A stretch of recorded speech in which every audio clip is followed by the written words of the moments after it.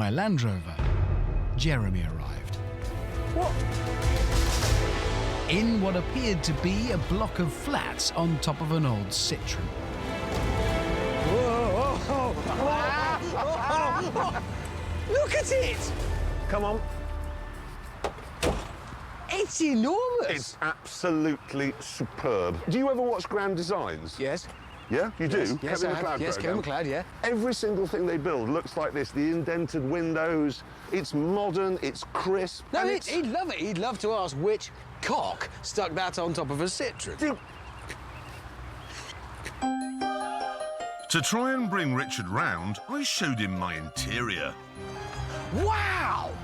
It's 3-storey. Japanese contemplation area here. Very useful.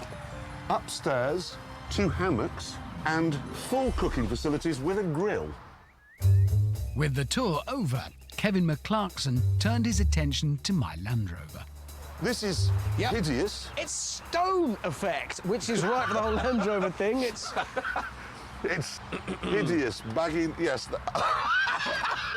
it's perfect, you see. Please tell me this is not real. Yes, it is. Yes, it is, entirely. If you need it, it's there for you. You're joking. No. If you need it, it's there. All we had to do then was wait for James.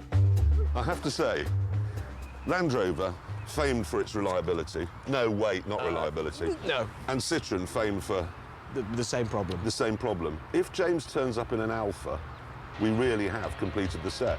We'll have the lot.